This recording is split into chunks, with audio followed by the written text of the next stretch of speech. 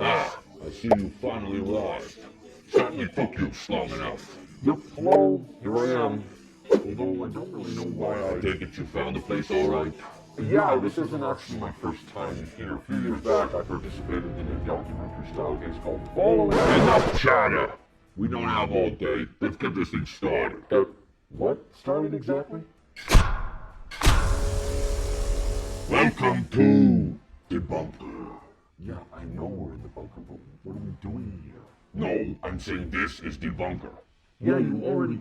Oh, I get it. You want me to debunk things in the bunker, hence DeBunker.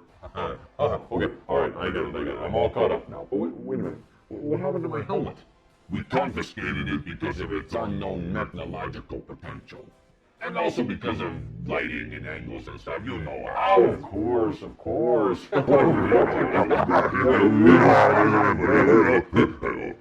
Kill him. My associate and I have prepared a cross-section of questions sourced from the Martian Monsters community, all about the rumors, mysteries, and behind-the-scenes secrets. And the way I see it, you, sir, are in a position to answer them once and for all. Wait, which associate? Didn't I see Chief Inspector Labbit leaving the bunker on my way in?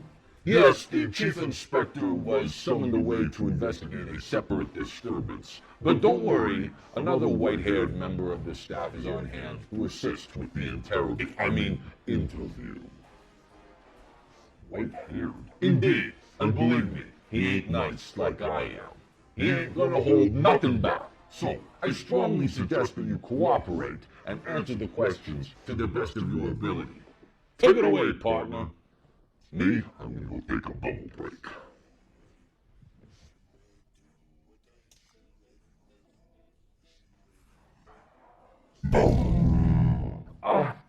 Bill, what are you doing here? Since when are you a detective? You took a correspondence course. Actually, that's pretty impressive.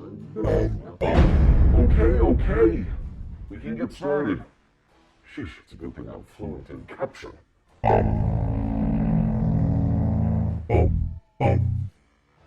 Well, that's a fitting question to start with. SING is an organization that's short for the Strange Investigation of Neglected Grievances. And this was a Monster World detective department that was created specifically for following the trail all those years ago. And we just thought it would be funny if Labbit had its own detective agency. It operates exclusively in the monster world, but it's a bit of just behind the scenes fun for us. Obviously, the acronym SING is very fitting for Missing Monsters.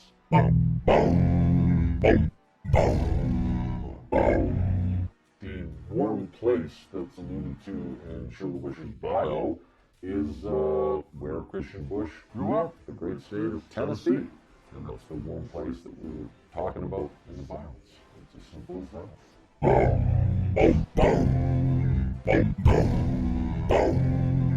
Yes, the hex element debate. Yeah, I mean, we thought that this would be totally fitting for Webbox. It sort of represents the pinnacle of monster achievement, and of course, it can box all of the natural environment inside of us. You're simply through those well, never mind that. But yeah, the hex elemental, it just always sort of made sense to us, and obviously more recently we tried to lean into that and establish that a little bit more, but I don't know, it's always just sort of made sense to us.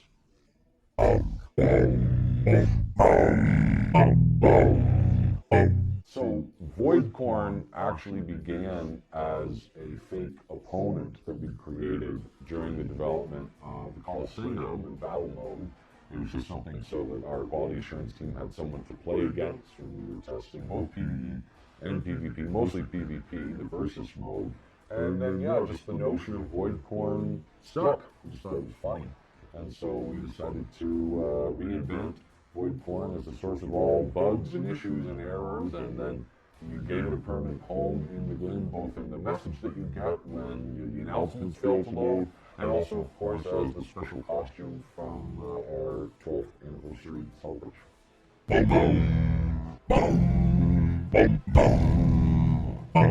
As far as the canon appearance of Void Corn, yeah, I think that appearance in the announcement that appears in game is pretty close. I mean, we tried to recreate it faithfully as well as we could in the costume, but you know, sort of a fur corn of ones and zeros, right? It's part of it. It's like Ghost in the Machine, that kind of thing. So that's the sort of aesthetic that we were going for with Void Corn.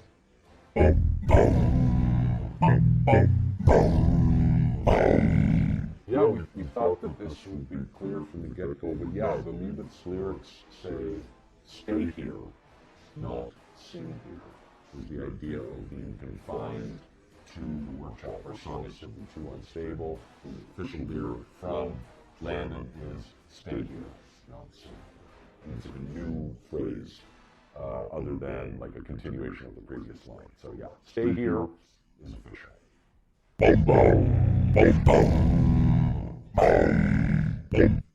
No, the Dipsters do not have an underground society that I know of, but I did want to take this opportunity to segue into talking about the canonicity of those Dipster bodies that we put on social media a few years ago. Like I said at the time, we started the theories of one particular monster biologist.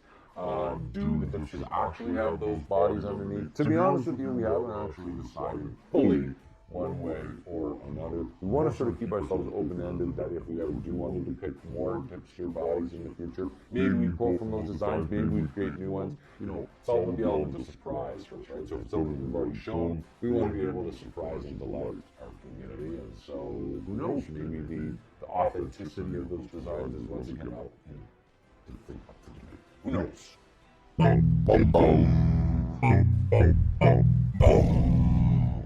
Elder Celestials? Never heard of them. Where did you get that crazy idea? Elder forms, and on some distant day in the future, the Celestials in their adult forms may ascend once again to this other form. But it certainly will be, and I wonder when it'll be. I wonder if it'll be August 2024. We'll have to see in roughly a year's time. And of course,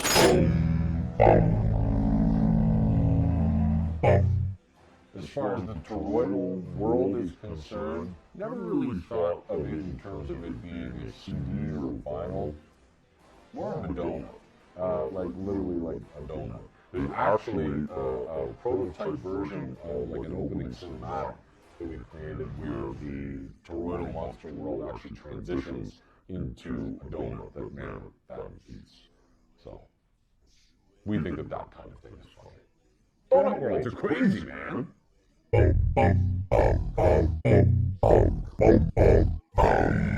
Well, we're going to the playground, of course.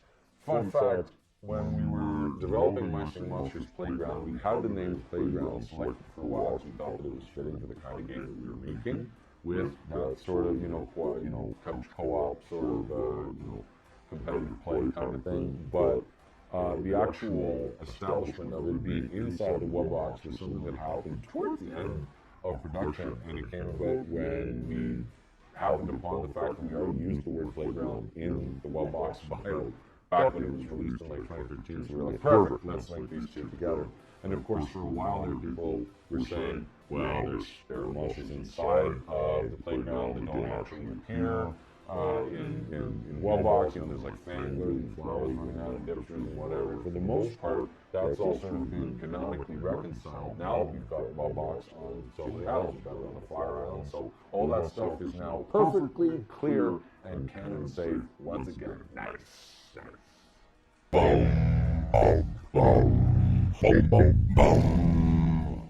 Why did we start doing that?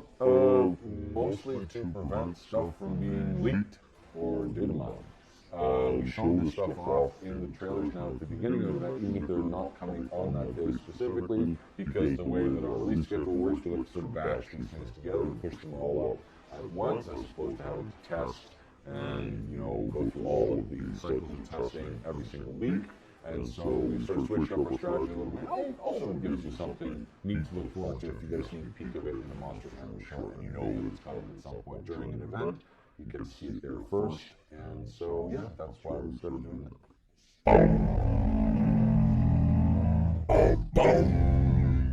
So in code, every element corresponds to a different letter. And so air is A, plant is B, earth is C, water D, cool E, and then the same with ethereal elements and magical elements, and like that. In terms of like what the association is between each, I'm actually not sure. I know that it was decided a long time ago that Plant Island would be our starting island, and that configuration of elements was how it was going to be, but we didn't necessarily choose off the bat, okay, the first island is going to be A, B, C, D, or, the next one, then A, B, C, E, or anything like that. Honestly, it just came down to which creatively made sense to follow in sequence with each other. And you're right that it is kind of random and arbitrary, but it's that sort of decision making where we want to craft the best experience possible, allows us to be agile and versatile and change these things around as we want to make the best game possible.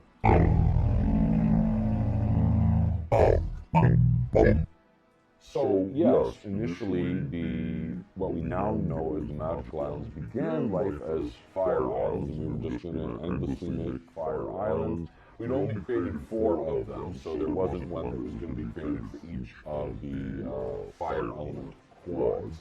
But in the middle of production, we thought, you know what, this is our opportunity, and we're missing it here, to introduce a brand new set of characters and make these islands extra special. So we took those sounds and sort of gave them new voices and reinterpreted them as the magical monsters, and that's what you can hear. In many cases, you have a part that was previously sung by one monster that's now being performed by a magical monster.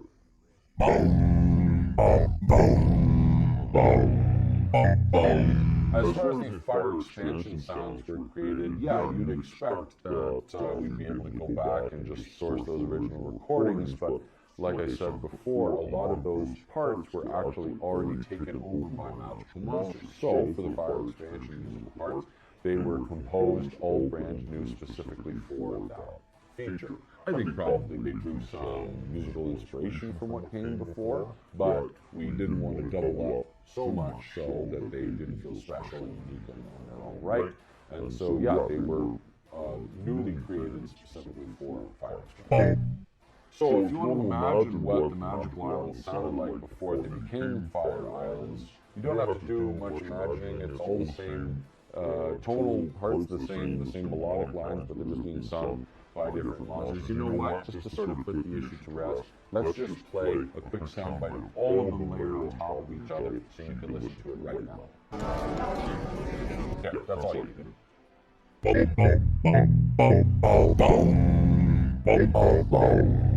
Pong Ping's old design has been kicking around on our servers, and it's been previously described as spherical and having dynamic limbs and whatnot. It was eventually replaced by the Water Island Quad boss, Shelby, but for the very first time, you know what, let's just show it. Here it is. Here's the original Pong Ping design.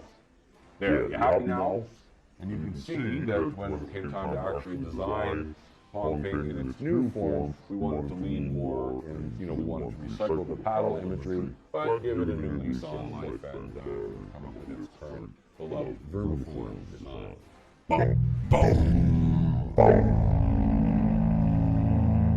It's so funny to me that the sounds of Mimic were characterized as outtake sounds, and I know that former Monster Hunter Dave has said that exactly in his own communications with the community.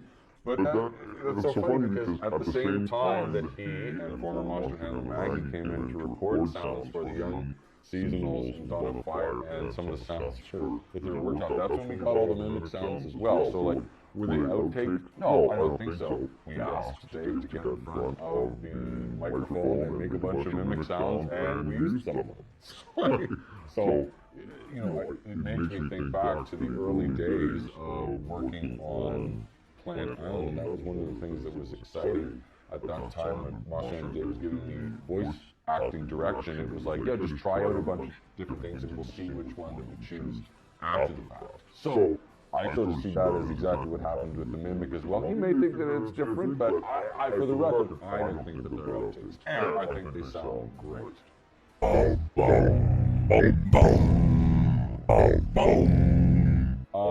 I know a lot of people think this, but no, the epic mythicals are not specifically designed to be related to their home island's seasonal event. There are maybe some similarities there, especially for the first two that went out, but certainly in the case of the Ultimate Creator epic mythicals, no, those are being designed in consultation with their thoughts and ideas and creativity, and they're not specifically related to their seasonal event. This is more of a community thing where they're like, oh, it must be, it must be. No, not specifically. They are what they are. In my opinion, there are no made-up holidays in My Singing Monsters seasonal event calendar. A lot of folks have said that Monculus and Spirit have made-up ones, but for Spirit specifically, Museum Day is in May, and in our opinion, that sort of associates with the idea of lifelong learning and appreciating the world around you and striving to understand how things work, all themes of Purple Explore. But in the case of Monculus and Life Formula, the very first ethereal was released in June of 2013, Gast. So all things to do with like ethereals, the pocket dimension, sort of like the experience of creating the game, creator things, are sort of being celebrated alongside Life Formula as well. So no, I don't think that any of them are arbitrary and made up. I think that each of them has their reason and their season.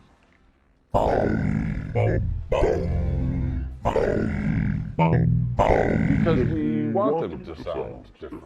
Remixes, Monster Hammer mixes, official soundtrack versions, in-game versions. There's going to be variations in each because music as an art form, I think, intrinsically lends itself to little tweaks and variations to make it fresh. Now, there are exceptions to that rule, and the specific example here of Cranchy's unused track on Mythical Island is one that we had composed, and when we were filling up the island and designing future Dream Mythicals and stuff like that, we thought that it made the part too busy, but that didn't happen when we actually went to push out Cranchy, and the track was there in the data and people found it, whatever. So we thought it was a fun way to pay homage to that unused track by including it in the streaming version that we made available on streaming platforms.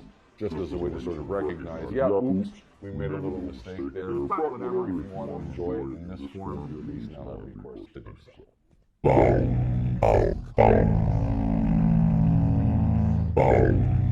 Oh, you flatterer.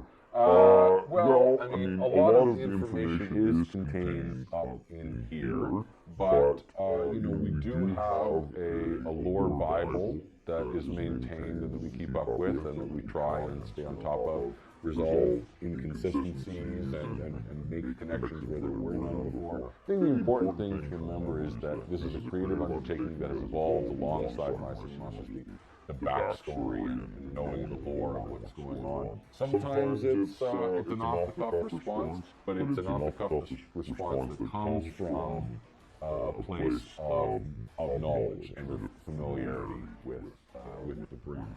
I remember the very first bio I ever wrote was for Water Island, and it was just an offhanded comment that unfathomable depths of the living ocean. At that point, living ocean didn't mean anything, and now it's come to mean a bunch of things. The water of the living ocean has mutagenic properties, and I was addicted to it or whatever.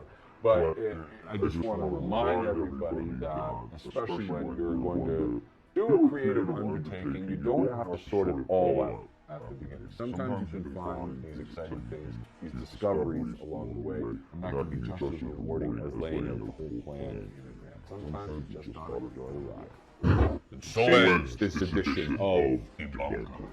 As per usual, questions beget questions, and the mysteries of the monster world are never ending. But so too is Blabbit's mission to get to the bottom of each and every single mystery someday. Until then, always keep a pointy ear out and have a monster.